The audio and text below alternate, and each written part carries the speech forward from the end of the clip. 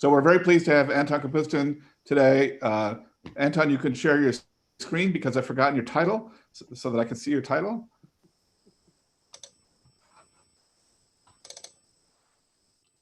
So his title is From Gap Phases of Matter to Topological Quantum Field Theory and Back Again. Anton. Thank you for inviting me to speak at this seminar. So previous ones have been quite interesting. So previous seminars, I hope to continue this tradition by talking about some recent work with a Caltech student, Lev Spodinenko. But before I get that, I'll have some pretty extensive review. Much of the talk is going to be actually a review of the problem that we're still far from solving, namely related understanding gapped phases of matter and how whether they're related to topological quantum field theory. So now I'll begin by reviewing what a gapped phase of matter is, and then I'll discuss connections with TQFT, in particular emphasizing the case of invertible TQFTs and invertible phases of matter, where the situation seems to be a bit more clear-cut. And then finally, I'll discuss some attempts to check this connection, just so conjecturally, using some generalizations of the Berry phase, or more precisely of the curvature of the Berry connection, and in higher dimension that's known as Wess-Zumino-Witten terms, and we'll see how that comes about. So first, the word phases of matter sounds a bit like states of matter, which we learned about in elementary school. So if you go to bad school, then there are 3 states of matter: solid, liquid, and gas. If you go into good school, there's also plasma. So what are these states of matter? Well, how to tell them apart? Well, solids are easy to tell apart from others because they're crystals on a microscopic scale, and you can tell them apart from others using symmetry. So liquids and gases are invariant under arbitrary translations and rotations of Euclidean space, while crystals are only invariant under some infinite discrete subgroup of the symmetry group of R3. So this infinite discrete subgroup is known as space group in crystallography. So it's easy to tell apart liquid and gas from crystals. And therefore, of course, there are more exotic states of matter which they don't tell you about in elementary school, namely liquid crystals, which are invariant under arbitrary translations, but not under arbitrary rotations. So somewhere in between liquids and crystals, therefore, that's a good name for them, then, liquid crystals. And this you can find in basically in any TV or computer monitor. So liquid crystal displays. Now, phases of matter, though, a bit something a bit different than state of matter. So when you discuss phases of matter, we ask, are there some qualitative distinction between things? For example, you can ask, is there actually a qualitative distinction between liquid and gas? There's clearly a quantitative description. One is much denser than the other. But on the qualitative level, there's no difference. In fact, one can deform one into another by varying both temperature and pressure. So they're actually connected, sort of. And what does it mean, deform? Well, deform means deform while preserving some natural property. And one possible choice with natural property, physically reasonable, is that you want correlations between physical observables at different points to be very small when the points are far apart. So this is brackets here denote. So these brackets here denote. What did they do here? Okay, so they denote.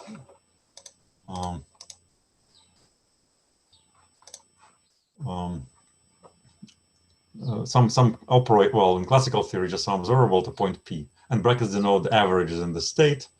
And so this quantity, the average of the product minus products of averages, is known as the correlator, and that's supposed to be small when points are far apart. Actually, exponentially small, typically, where psi is called the correlation length. So you want to deform your state while maintaining this property. The correlations decay fast.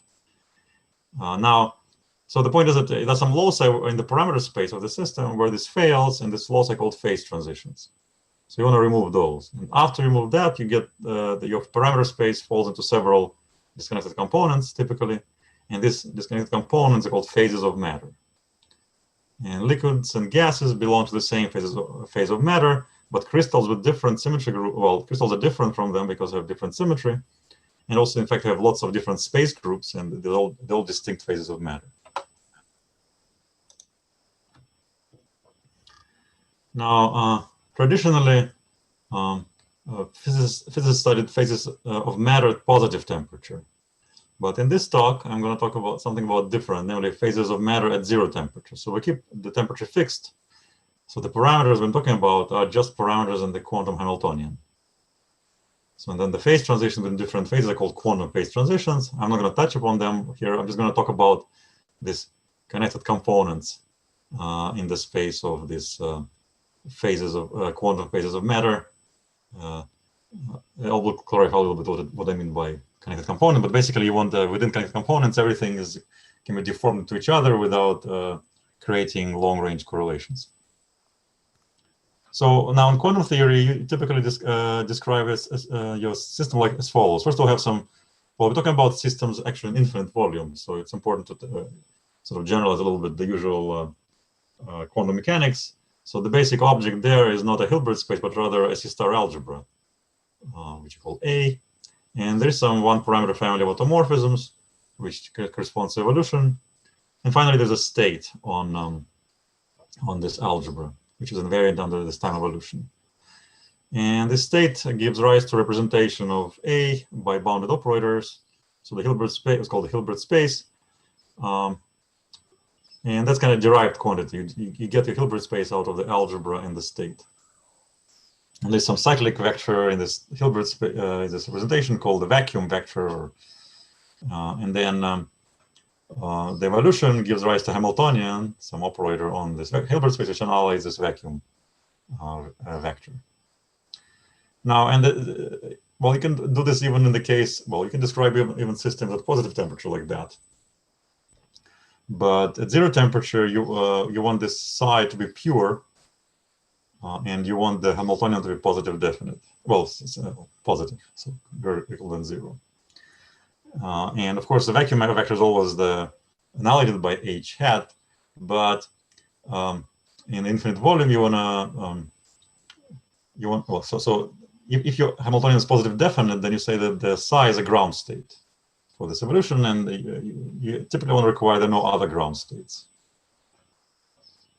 Now, the key point, which makes life much easier, the key property, is to require 0 to be an isolated eigenvalue of h, of this h hat. So that's what we mean by gapped phase. The gap here refers to the gap between the 0 and the rest of the spectrum of h hat, which starts with some positive number called the energy gap. So phases, so the systems where this h hat has this gap between 0 eigenvalue and the next one is positive, called gapped phases. And two systems are called said to be in the same gapped phase if they can be deformed into each other without sort of closing the gap while maintaining this positive gap condition. So now at this point you can ask, okay, so it's a very nice class of systems. I'm going to talk about those from now on. So you can ask, okay, what is the connection between this condition and the condition that correlations decay? In fact, one implies the other if you assume that the algebra is nice enough and the Hamiltonian is local in some sense. So it's an important result. So let me outline like what it says. First of all, typically assume that this algebra is not just some algebra. You assume that it's a product of matrix algebras over points in some what they call lattice. So lattice here is simply some infinite discrete subset of Euclidean space without accumulation points. Your algebra is just a product of matrix algebras over points of this infinite subset. And APs, if some observables lives in particular factor, then you say it's a local observables localized on some site of this lattice. And if it's local in some finite subset, well, it just means it lives in some product of this APs over all points in this subset.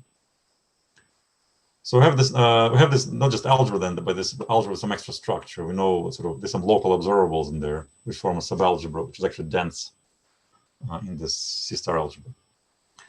So that's one thing. So we have supposed to be dealing with lattice systems from now on. And second, you want Hamiltonian to be somehow have only short-range interactions. So I'm going to specify what it exactly means, but it's clear, I guess, intuitively that things, that Hamiltonian only somehow connects points which, or observables which are close to each other in some sense. So then it turns out that if you have this property, exponentially decaying interactions, and the gap in the spectrum of H, then it turns out that this decay of correlations is assured. There's a theorem actually which says that this correlator of two local observables is suppressed like this. And in fact, you're going to say what the prefactor is bounded by some up to some overall factor which is just dropped. Is some just norms of observables and the size of the sets X and Y in which they're localized. It's an important technical result which follows from so-called Lieb-Robinson bounds, proved by Hastings, and Nectar-Gale and Sims, I think. So the notion of a gapped phase is compatible with the notion of just phase based on correlation decay. Okay, so after talked a little bit about phases, so what are examples of these gapped phases? Well, there's a trivial example. It's just a system whose Hamiltonian is simply a sum of terms, and each term just lives on a particular site. So generally, so we have this, each term lives on a particular site. And moreover, the state size factorized, that is a psi of product of two local observables, just like this psi of one observable times psi of the other. So if these observables live on different sites, that's sometimes called product state in the physics literature. I'll call it factorized state. So it's these are very simple examples. They're kind of boring. More interesting examples are fractional quantum Hall phases and integer quantum Hall phases. So these are two-dimensional systems. So R sub D just a plane, and here's let me explain what these are, because just not that I need it, but just good to keep in mind something concrete. It's actually a real thing. So some two-dimensional system, which here showed in blue, and maybe some strongly interacting or weakly interacting electrons on some substrate. And then you have magnetic field perpendicular to the substrate, shown with these black arrows. And depending on them, and then you put it at very, okay, you don't put the system at zero temperature, but can put it at very, very low temperature. And it's almost as good as having zero temperature. And then it turns out that the systems show some remarkable properties at very low temperatures. So what they show, so namely, when you apply a voltage, like in the direction, well, you apply this voltage between this point and that point. So you're coming from sort of this source of voltage, shown in green. Then the current actually doesn't flow much in the direction in the green direction, even though I apply voltage in that direction. The system is actually insulating. It doesn't want to conduct current in this green direction, but the current does flow in the perpendicular direction. This is known as Hall current, and of course it soon stops. In fact, to develop a voltage in the perpendicular direction to the original voltage, called the Hall voltage, and then you can measure this. So this is and it turns out that the ratio of the ratio of this Hall current to this original voltage is quantized. It's called Hall conductance. So it's quantized to very, very good accuracy. And it's quantized in units of E squared over H. E is the electron charge, H is the Planck's constant. And in fact, it's the best way to measure electron charge. Okay, so let me now explain the difference. This part is the same actually for fractional and integer quantum Hall phases. But, well, first of all, we have this Hall effect. And it turns out that, okay, when I say quantize, actually it's a rational number times this E squared over H for the fractional quantum Hall. And then, interestingly, there are localized excitations with fractional charge. some meaning a rational charge, which is not integer. And then there is something which I call entropic Hall effect. That is, if you have apply some small temperature gradient, then there'll be entropy flow perpendicular to the temperature gradient, kind of like with voltage. So apply voltage, current flows perpendicularly to the voltage. Here you apply temperature gradient, you would expect entropy to flow in the same direction as a temperature gradient, but in fact it flows perpendicular. So it's kind of an entropy insulator too, but it's in a weird way. And finally, there are localized excitations with fractional statistics. That is, the ones can be classified as bosons or fermions. It's all very exotic stuff. Well, integer quantum Hall effect is similar, but a bit simpler. So you have integrally quantized Hall conductance, integer multiple of E squared over H. You have this entropic Hall effect. And again, flow of entropy perpendicular to the temperature gradient. And now, it's a bit less spectacular than the fractional quantum Hall effect, no fractionally charged particles or anything like that. In fact, one can only distinguish this integer quantum Hall phases from the trivial phase by this response to external fields, so the voltage and temperature. In any case, so these are both examples of gapped phases of matter at zero temperature.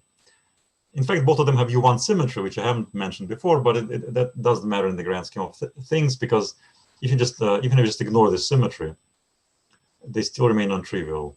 The fact that have U1 symmetry is important to be able to define, say, Hall conductance, but it's not important to be able to define this entropic Hall effect.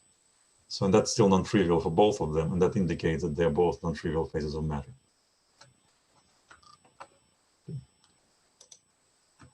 Now, it was realized in the late 1980s and early 1990s that both fraction quantum Hall effect and integer quantum Hall effect can be described by Chern-Simons field theory. That actually is a simple example. It's an example of a three-dimensional topological quantum field theory. So it's three-dimensional because we have two-dimensional space, but also one-dimensional time. So it kind of makes sense. You should be able to use maybe three-dimensional quantum field theory.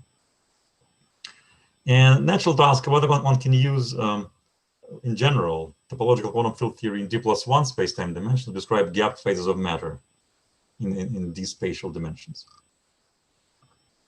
Now, it's a very attractive proposal because unlike gapped phases of matter, which are a bit difficult to work with, topological quantum field theory have been axiomatized by Tia originally, and then there's various extended version of this axiomatization, like Bias and Dolan and Lurie made.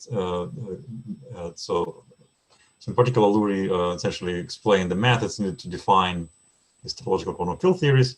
So can one use this understanding of mathematical structure to classify gap phases of matter? Well, to be precise, actually, there's actually an infinity of classification problems, because we can first of all choose dimension of space D, and second, well, okay, there's also symmetry group, which I haven't talked about. You can, require all your Hamiltonians to have symmetry, and we can also talk about bosonic or fermionic systems. That's another thing. So we have this infinity of classification problems. For example, quantum Hall phases correspond to two dimensions, D equals 2, and symmetry group is U1. Now, so what is this mathematical structure that you need to understand to classify TQFTs? Well, first of all, the modern point of view is that you need to talk about extended TQFT. And if you have extended TQFT in n space-time dimensions, then it's defined as a symmetric monoidal functor from between two symmetric monoidal infinity n categories, called the source and the target. So the source infinity n category, it's pretty clear. Well, you have so it has a morphisms of we have object and there are lots of morphisms, one morphism, two morphisms, and so forth, up to n morphisms, and then there are even higher degree morphisms, but they're all invertible. So infinity n means.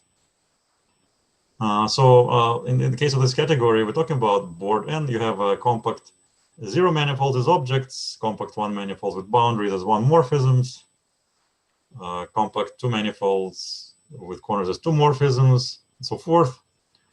And well, for higher end, just have families of these n-morphisms. And you get a symmetric monadal structure from this joint union. Okay, that's sort of a source infinity n category. That's what Lurie's work was about. But target infinity n category, well, that's actually, there's no good choice there. So it's not clear what to choose for that. But the only thing which is clear, you want your TQFT to assign a vector space to n-1 dimensional closed n-1 dimensional manifold and a number to n-dimensional closed manifold. So therefore, morphism of degree n-1 are finite dimensional vector spaces, and morphism of degree n are linear maps between them. But and you have tensor product sort of for these guys, but what happens in lower degrees is not clear. So there are possibly many different choices. Now, classifying these things is a bit difficult because we don't even know what's a good choice for target infinity n category. But if you focus, there's some interesting class of TQFTs called invertible TQFTs. So the TQFTs form a monoid coming with respect to this symmetric monadal structure. And invertible TQFTs are those which have an inverse. So, so you can restrict to those. So the good thing about this, looking at this special case, is because once you're in this invertible situation, you can replace your infinity category with an infinity groupoid. And, it becomes infinity groupoid, and then the infinity groupoid it can be replaced with infinity loop space or loop spectrum.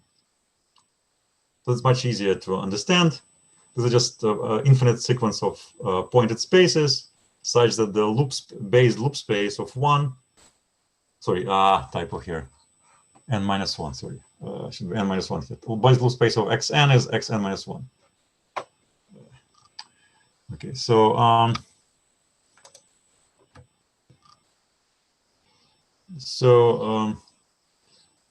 now this actually can be classified, if you make some reasonable assumptions, because, okay, and that was actually done in this paper by Fried and Hopkins from 2016. So essentially, well, what they argued, you can replace this board n. Well, assume they also, let's assume also that our TQFTs are unitary. That's a physically reasonable condition. Then Fried and Hopkins argued you can replace board n with the Thom spectrum, specifically oriented Thom spectrum, if you have no symmetry and no fermions. And in the case we want to have spin TQFT, then you want to just get spin Thom spectrum. And then also, more importantly, in invertible case, there is a natural choice of a target, some particular loop spectrum.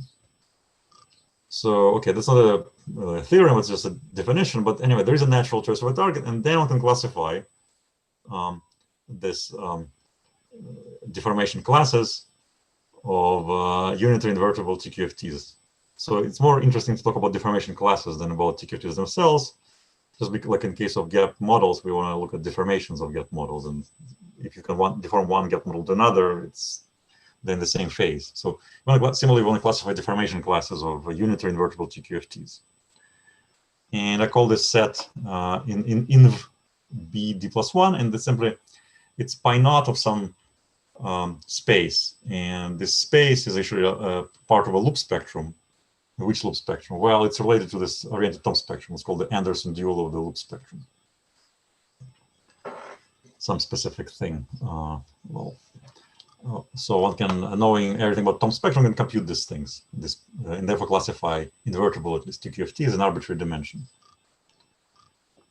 And for spin TQFT, similar thing. Invertible, I call them F, that is because sort of assuming that spin statistics relation holds, if you have fermions in the theory, then presumably you must have spin structure. So you look at spin TQFTs with, then they're classified by pi naught of some other spectrum, or the spin Thom, well, the dual of the spin Thom spectrum. And that's a very concrete thing. You can actually go ahead and just write out the spaces, well, at least low dimensional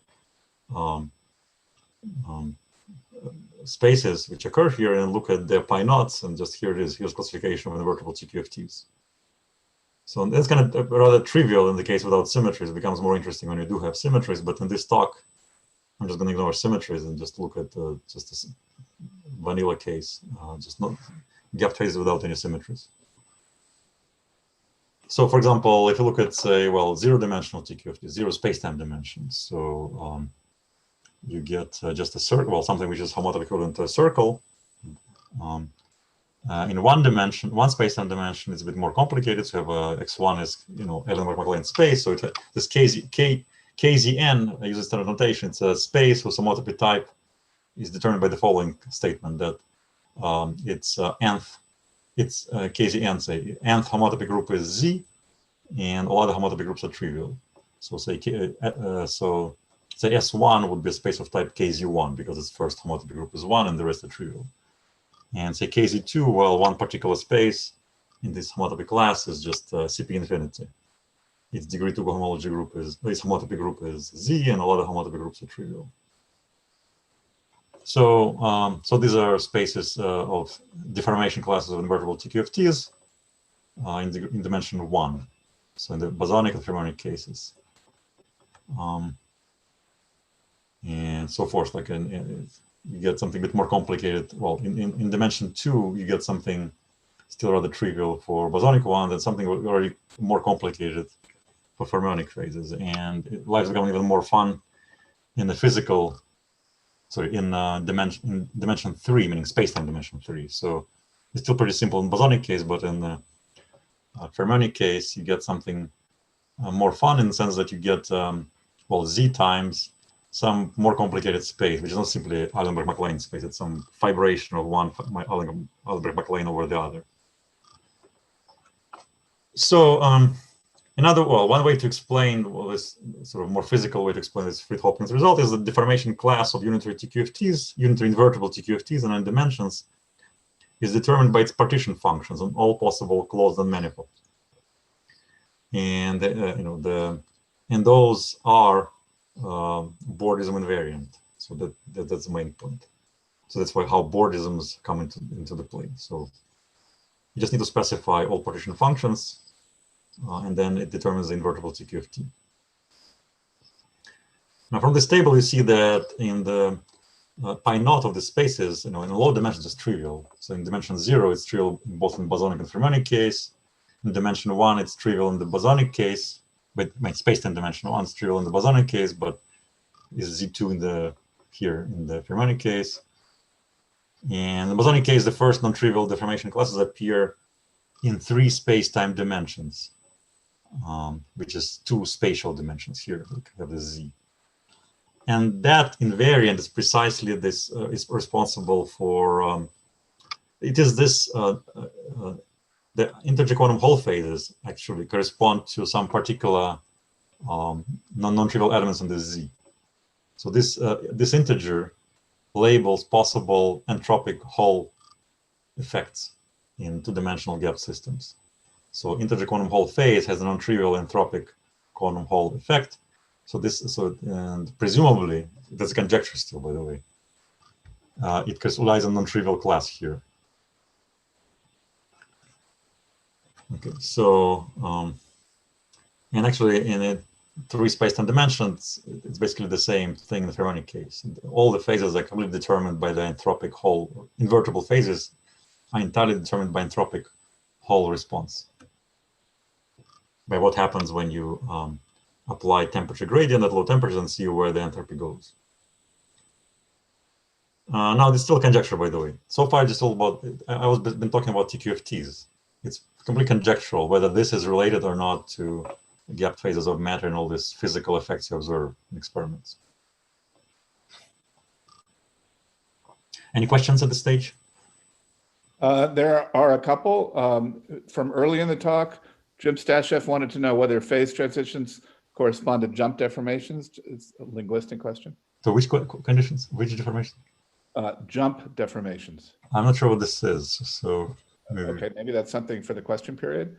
And then there's another question which says one can reduce many body to one body descriptions of fractional quantum Hall using Jane's composite fermion picture, from which non-interacting classification techniques such as Kitaev's table can be used. Should we expect the same result if we start with an interacting classification of fractional quantum Hall via Fried-Hopkins and then project onto K theory? No, I think in general dimensions, it's not true that you can somehow connect interacting and non-interacting phases. Like in some dimensions, for example, there are just no non-interacting phases at all. So say in dimension, if you look at bosonics, well, it's especially clear for bosonic systems. For bosonic systems, there are no non-interacting gapped phases. So those for sure cannot be explained in any terms of any free picture. But even in fermionic case, if you don't have any symmetry, so say suppose I have four spatial dimensions in one time. So in four spatial dimensions in one time and no symmetry, there are no non-interacting, non-trivial phases at all, fermionic phases at all. But there is a non-trivial phase nevertheless, I think. So in four space-time dimensions. So it's not, maybe I'm misreading this. But anyway, so there are examples of dimensions for which there are just no free phases of fermions at all, which are non-trivial. Now there are interacting phases, which are non-trivial. Okay. Pray continue. Okay. Now, from now on, so I explained the situation with TQFTs, but the interesting question is it really possible to, how do we go back to gapped systems and actually match this classification of TQFTs with the physics of gap lattice systems? It was actually believed for some time that any gapped phase can be described by TQFT. There's no particularly good reason for that. So, but I should stress that only in the invertible case, you can actually hope to classify all TQFTs. Even if you believe in this connection between TQFTs and gapped phases of matter, and then classifying all TQFTs in any particular dimension is basically undoable. So it's at best a possibility, a good mathematical framework, but doesn't really enable you to classify all possibilities. But it's still good when if you believe that gapped phases, because TQFT is all again very powerful, because at least you can produce lots of interesting examples of TQFTs, and then hope that they correspond to interesting examples of gapped phases of matter. However, more recently, there are some examples of gapped systems in 3 dimensions. Some examples have been constructed which do not seem like they come from any TQFTs. Some particular gapped Hamiltonians whose properties are so weird that they cannot be described by any TQFT in any normal sense of the word. People have been trying to redefine what they mean by TQFT, but if you just take TQFT the way it was usually defined, they cannot describe properties of these gapped systems. So okay, so that's it was probably not. It's definitely too optimistic to expect any gapped system to be described by TQFT at low energies. But you could hope that at least invertible gapped phases might be describable by invertible TQFTs. So there's no counterexample to that. Maybe, let's see, that's something a bit more, that's still possible. So what do I mean by invertible gapped phase? Well, just like you can sort of stack or compose TQFTs, you can also stack or compose lattice systems. You can just take these 2 algebras, suppose you have 2 such systems, and just tensor the algebras, tensor the evolutions, and take the sort of product state, take the product of 2 states. So there's a composition of systems. It's commutative, of course, and you say that the system is invertible, or I'll say in an invertible phase. You can stack it with another system and get something in a trivial phase.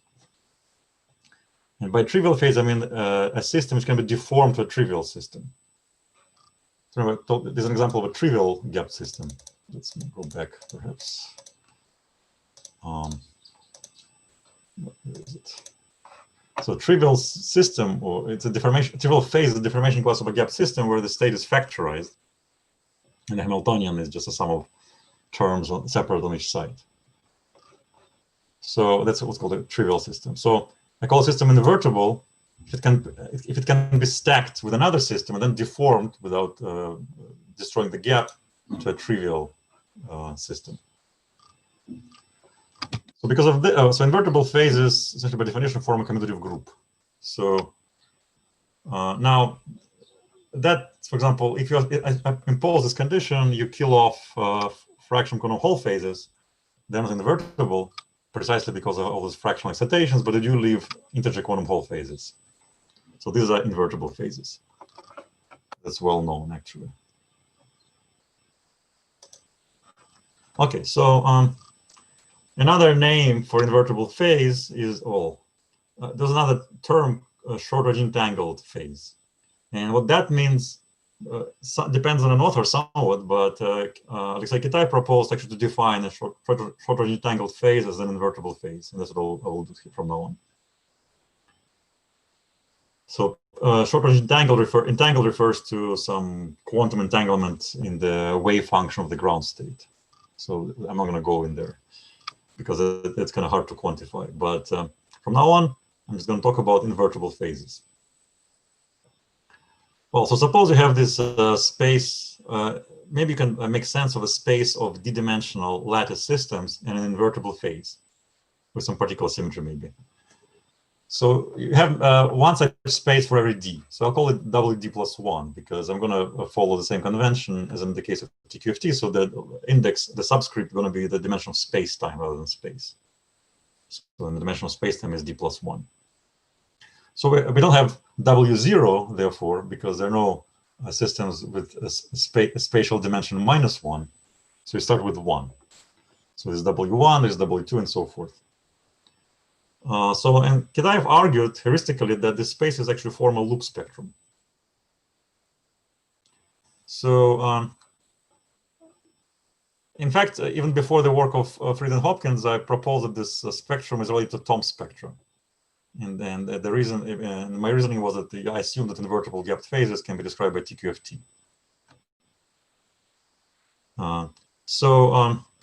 Now we know after the work of Fried and Hopkins that unitary invertible TQFTs can indeed be classified using the Anderson dual of the Thom spectrum. But we still have this conjecture.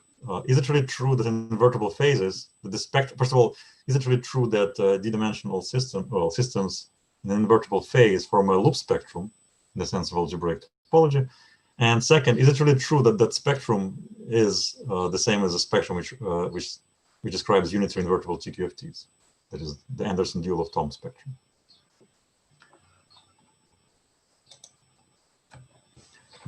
Now that seems a very difficult thing to prove, and you need to face this issue. So from the TQFTs can be defined by definition. You can define this quantum field theories on arbitrary d plus 1 dimensional closed manifolds. For example, we can compute the partition function on an arbitrary d plus 1 closed manifold. In fact, that's the basic thing that you extract from this Fried and Hopkins result. That you can assign a number given a TQFT and the d plus 1 dimensional closed manifold can compute a number. Now, lattice models are formulated on some lattice in Euclidean space times time, continuous time. You cannot define them on a general space-time. In fact, you cannot even define them on general space. They are intrinsically defined on essentially Euclidean space. So it's rather difficult to relate this to different kinds of problems with each other. So here is an example of the difficulty more concretely. So for example, okay, so let's look at the case of, so every bosonic system, first of all, can be viewed as a fermionic one. That is fermionic one with no fermions. So there's a forgetful map from the set of bosonic phases to the set of fermionic phases. And if in particular you can get you can look at invertible bosonic phases, and you get there's corresponding fermionic phase also going to be invertible for trivial reasons. So you get a map. This is basically get a group homomorphism from bosonic phases in some dimension from fermionic ones. So on the TQFT side, you also have a map of spectra from bosonic to fermionic ones. And in particular, if you look at space-time dimension 3 or spatial dimension 2 equivalently, well, in both cases, you have this pi naught equal to z, both for bosonic and fermionic ones. But the map is non-trivial. It's actually multiplication by 16. So, and why 16? Well, in the end, you can relate this 16 to Rockland's theorem, that signature of a spin for manifold is divisible by 16. Because of TQFT.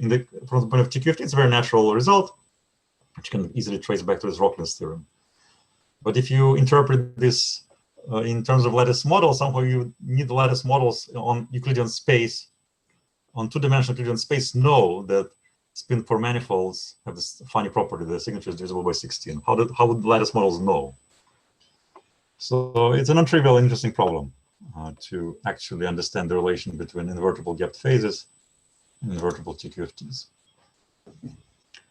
Well, I don't know how to do that, but let me try to do something. So suppose we have this space of all invertible systems in spatial dimension D, bosonic or fermionic. And suppose they do form a loop spectrum, because at this stage we don't even know that. So let's look at the homotopy groups. Well, by definition, the kth homotopy group of WD plus 1 is equal to pi naught of W with a smaller index. So essentially, homotopy groups of these spaces are predicted in terms of the group of invertible phases in lower dimensions. Or more generally, homotopy groups of one of the spaces are predicted in terms of homotopy groups of lower dimensional Ws. And these Ws are kind of mysterious in higher dimensions, but in lower dimensions are easier to understand. And therefore, if you really have a loop spectrum, you have a prediction. You can say something about, well, ideally, we would like to say something about pi naught of this WD plus 1, because it labels our phases. Instead, we get predictions about higher homotopy groups of these spaces in terms of what we know about lower dimensional gap systems. So we could at least check these predictions. So let's look at these predictions. So, well, first of all, what is W1? Well, W1 is a space of zero-dimensional quantum systems, zero spatial systems in zero spatial dimensions with a finite Hilbert space, or maybe. So in that case, you can think of a space of all systems simply a space of projectors to the ground state. That's the same as a space of lines in your, say, infinite dimensional in your Hilbert space, or you can think of it as a CPN with n very large. And that space is a homotopy type KZ2, so it only has a second homotopy group, which is Z. Okay, so using this, you can now predict something. So let's look at W2. By this computation, you see that its pi 1 is trivial. Well, it's pi 2. Pi 2 is also trivial, but pi 3 is non-trivial. It's Z. And in fact, you can easily see that higher homotopy groups are also trivial by the same argument. So this, just knowing the W1, we found that the space of one-dimensional lattice systems must be KZ3. Okay, that's pretty interesting because, okay, not very obvious result. So how would, let's try to check that. Well, in particular, let's see what else, what does it mean? Well, since it's KZ3, in particular, we see that its degree 3 cohomology is integers. So what does it mean? Well, it means that if you have some family of one-dimensional systems in an invertible phase, one should be able to assign to it a degree 3 cohomology class in the parameter space. So like you have say, a family of 1D systems, lattice system, which are all gapped in an invertible phase, then that corresponds to a map from the parameter space to that W2. And if the target space W2 is a KZ3, it has degree 3 cohomology, which is you can just pull back that degree 3 cohomology class and get some cohomology class from the parameter space. Can really show that this is, can actually explain where this comes from. It's a prediction, can we sort of test it now? Maybe it's good to backtrack a little bit. What about, so I already said that W1, the space of zero dimensions, systems in zero spatial dimensions, actually is KZ2. Do you understand that at least? Well, degree 2 cohomology of KZ2 is actually integers, right? So which the same reasoning shows that if you have a family of zero-dimensional invertible lattice systems, here there's no real lattice because your space is just a point. So so if you have a family of such systems, there's also a degree 2 cohomology class on the parameter space. Do we know of such a class?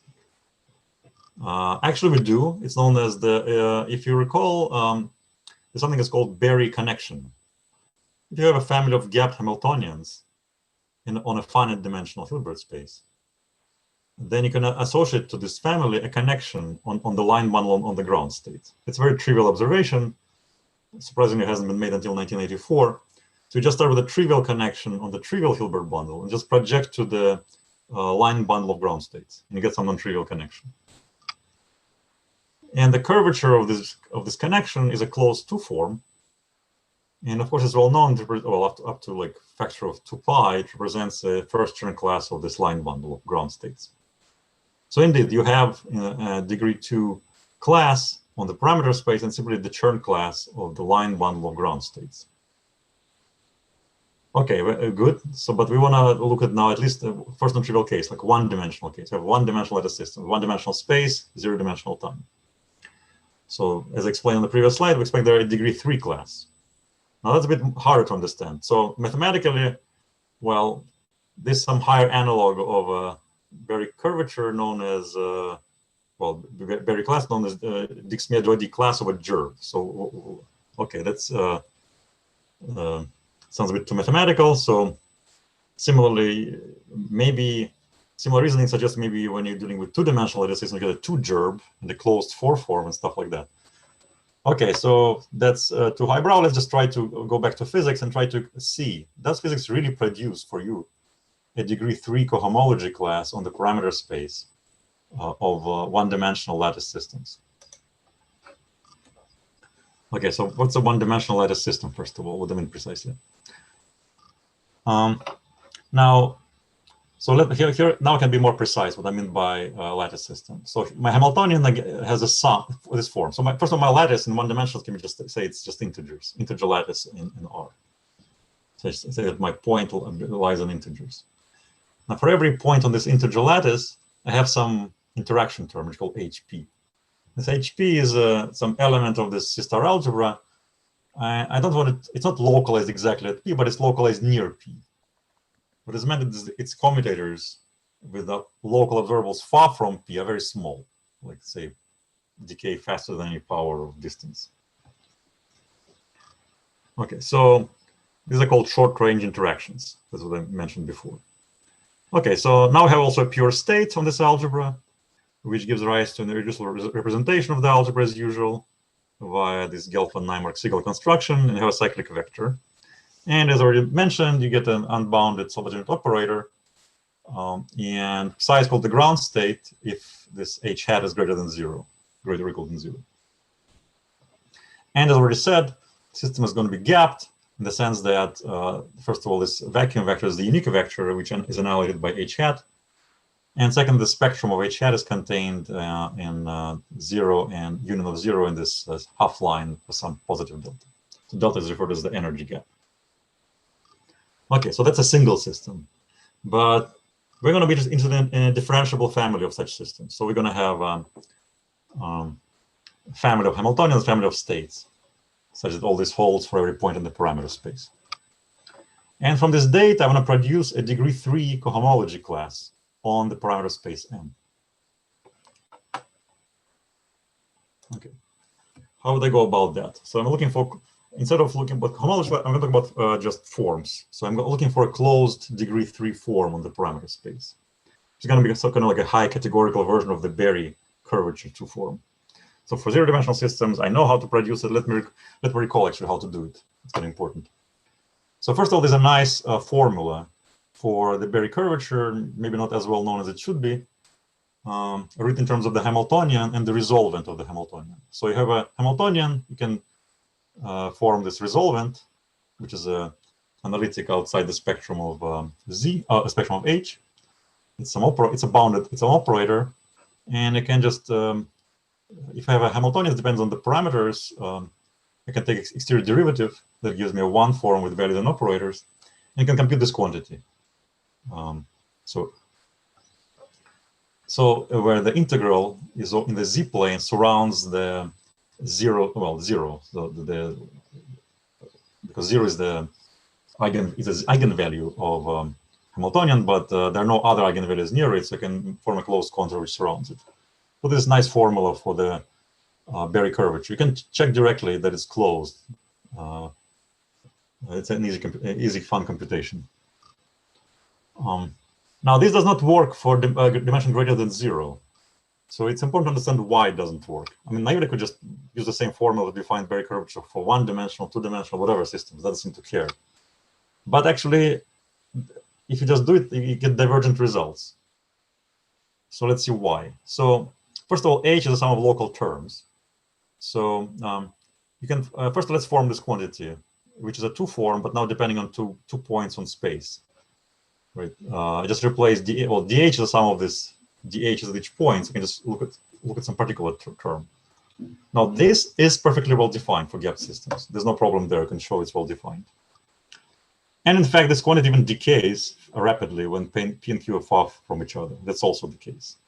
But if I want to form the Berry curvature, I'm supposed to sum over all P and all Q.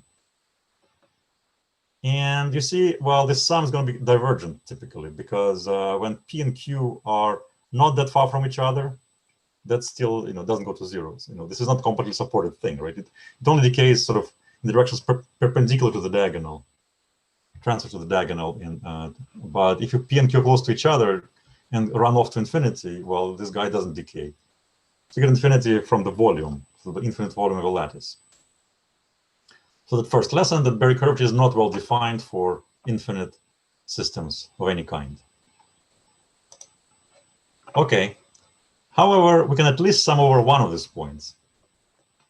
All right, so we get some 2 form, which depends now on a single point. This sum is convergent because when Q is far from P, as I already said, you can show that this guy just decays exponentially. So well, not exponentially, but like faster than the power actually. So this is well defined in any dimension actually. It's not closed, of course. But remarkably, it satisfies some other interesting equation. Its exterior derivative is this. There's some other object, which is a 3 form now in the parameter space, depending on 2 indices. And it's skew-symmetric in these 2 indices, and it decays. So this sum is convergent and sort of measures the defect, the failure of this guy to be closed. It doesn't stop here. Now, if you look at this guy, it's a 3 form. Can hit it with D again and get a 4 form. It's not 0, but it's actually converted in this form, where degree 4 form now depends on 3 indices, and it's skew-symmetric in all indices. Okay, and it goes on and on. Okay. Well, let me just flash a formula for this F3. It's kind of similar structure. We have again the resolvent and these DHs. So now, what is the formal story here? Well, there's something, well, you see that there is some sequence of forms of ever higher degree with ever higher number of indices. So it's good to formalize this by using something called Vietoris-Rips, or more precisely, coarse chain complex.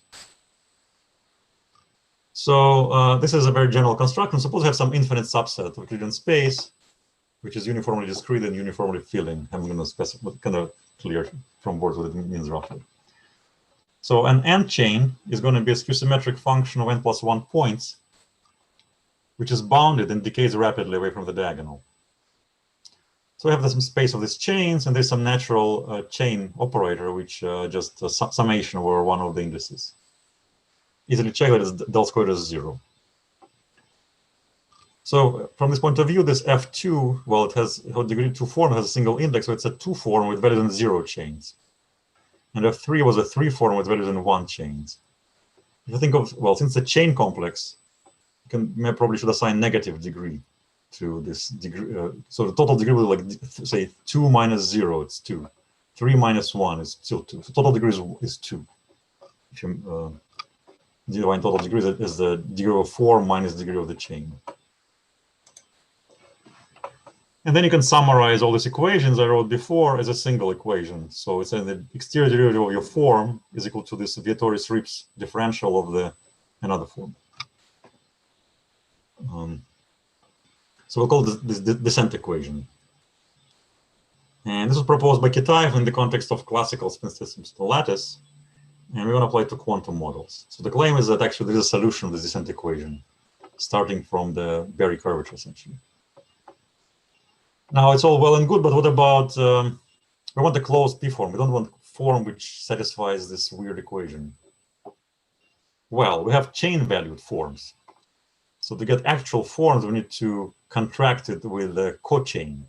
So we get appropriate degree. So we have, say, Fp is a p minus 2. It's a p form with values in p minus 2 chain. So we need to contract it with a p minus 2 cochain. So what do cochains look like? Well, I don't want to get into this, but anyway, there's some condition on this cochain. It's again a skew-symmetric function on 1 plus 1 points with some conditions on support. It's now what's called co-controlled. So for more details, you can look at the book by John Rowe on coarse geometry.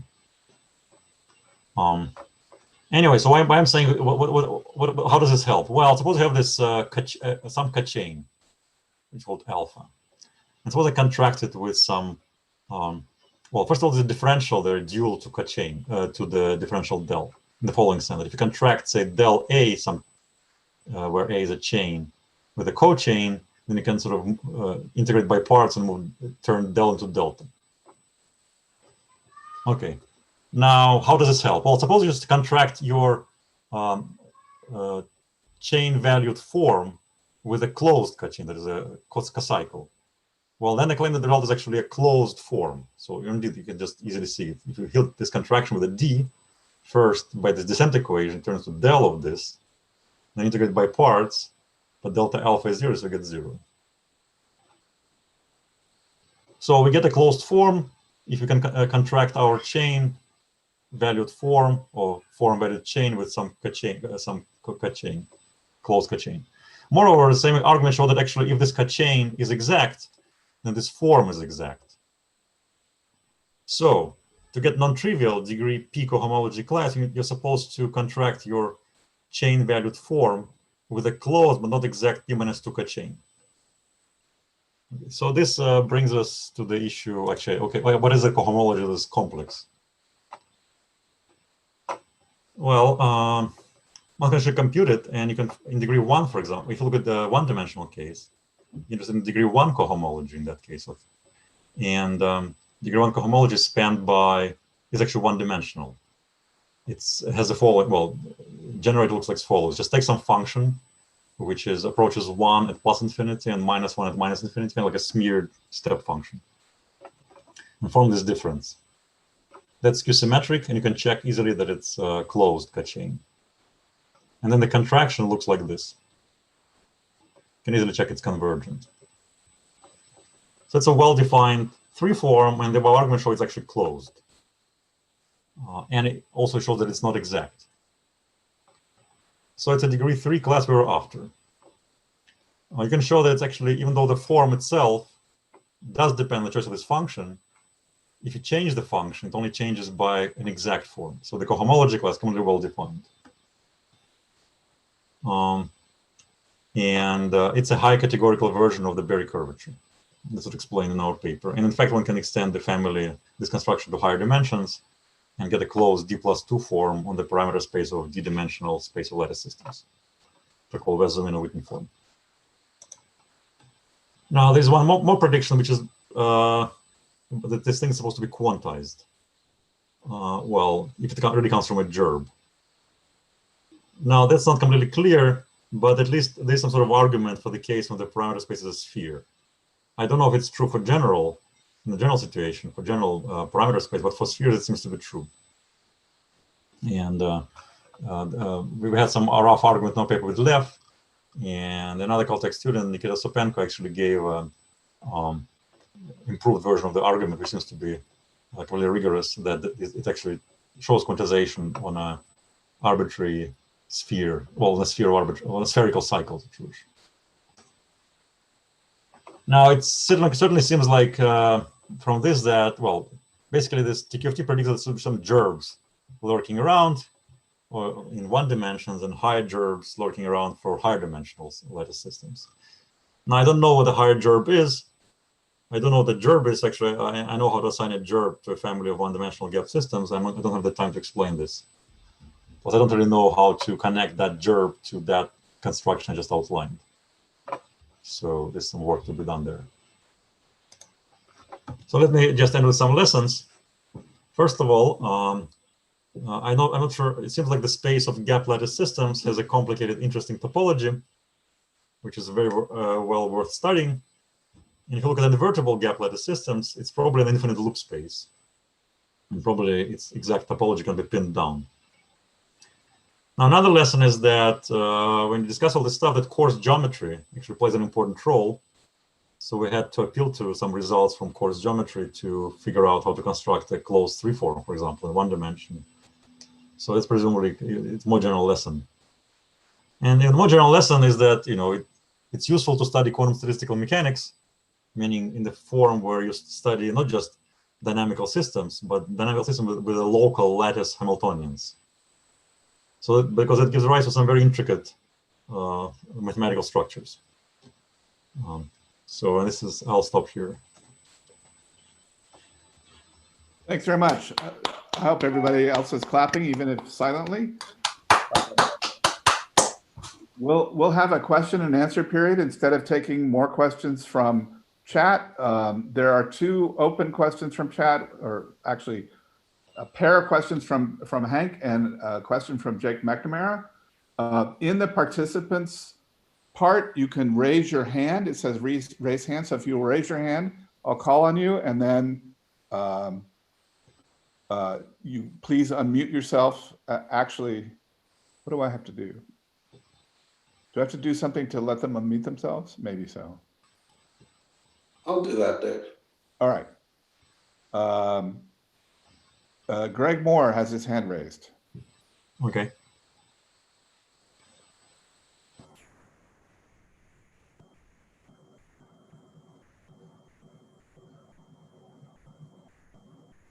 Greg, you should be unmuted.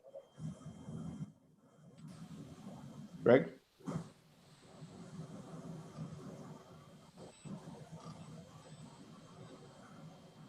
Well, maybe that was not a hand raise. I don't know. And so some chat questions. So maybe we can ask those. Yeah, I was encouraging Hank to ask his chat question.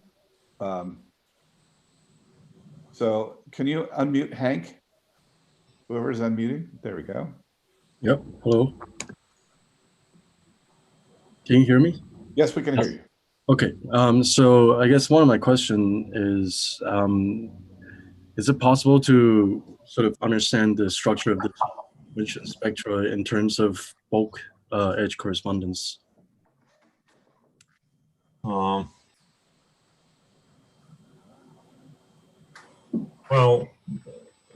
I don't know how to do it. It's clear from, in some sense, well, there is so all these invariants, or which distinguish, say, non-trivial family from trivial family, they all can show they're locally computable. So therefore, they can figure out what's happening just by looking at some patch of space, and therefore it means that there are also obstructions to having a gapped edge.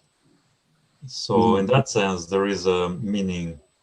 Sort of, there's a way to say that whenever you have a topological non-trivial system, then you cannot have a gapped edge, but I don't have any understanding on how to say anything further about that edge. Okay, it's not gapped, but then what? Right. Even in the simple cases like, say, well, okay, to be fair, we don't really have any good theory. Say, for example, I don't really know, for example, how to compute this entropic Hall effect from a lattice Hamiltonian on R2 in general. That would be like the first question where this could be addressed. So I guess we can only say things up to topology. Well, I focused here on families, on topological invariance of families, around topological invariance of individual Hamiltonians. Right, yeah. Easier to access. Yeah. Okay, the next question is from Jacob McNamara. He doesn't have the hand raised, but if somebody could unmute him, great. He's been unmuted. Jake. Hi, yeah, thank you. Very nice talk. I was just wondering, it looks like you were able to construct a cohomology class. That's the analog of the cohomology class of the Berry curvature. Yes. But in the case of Berry curvature, you have an actual curvature form and connection and everything. Is there an analog of that here? I don't think so. Well, I construct a form, but that form depends on some arbitrary choices.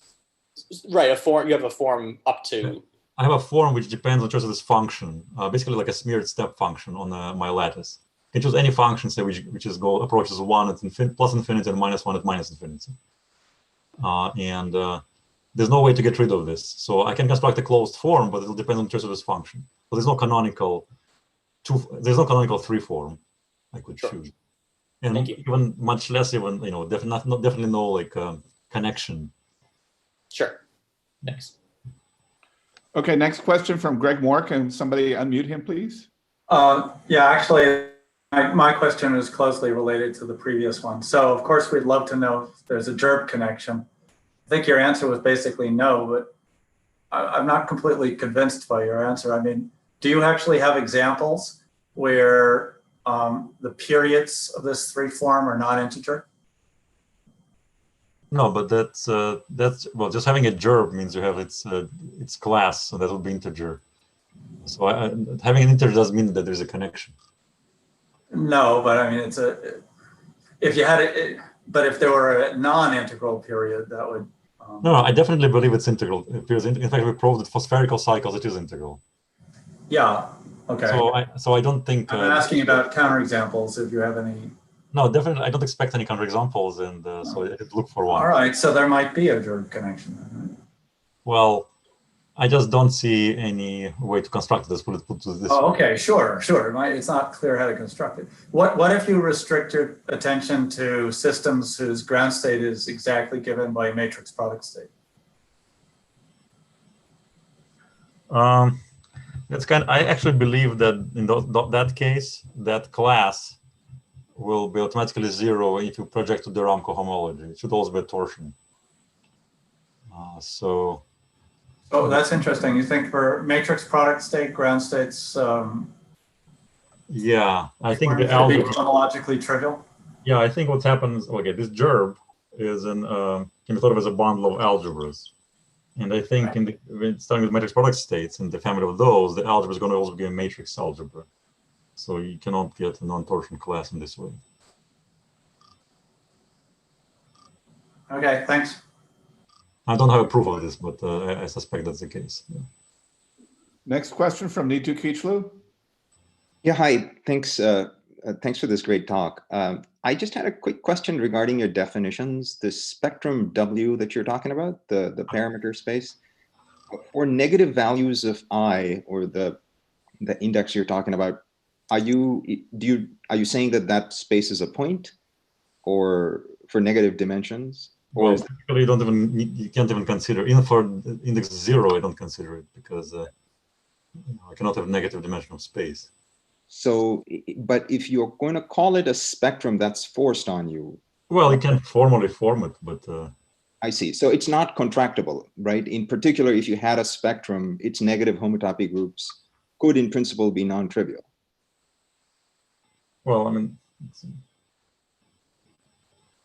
yeah, I guess, yeah. The reason I ask is because if one of your spaces was a KZ2, it would end up becoming all KZNs unless you had some information for negative groups, I assume.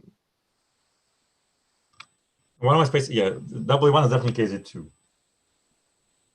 So unless you impose some conditions on negative homotopy groups, they'd all end up being KZ whatever 2 plus. Yeah, something. but physically, I don't need to consider though. Physically, that doesn't make any sense. I don't really consider this. Okay. I only care about the positive, yeah, the part. Thank you. Yeah. Are there more questions? If so, please raise your hand.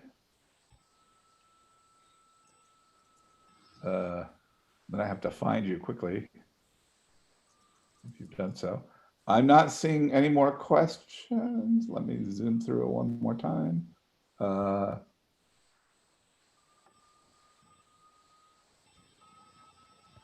Okay, let's thank Anton again. That was great.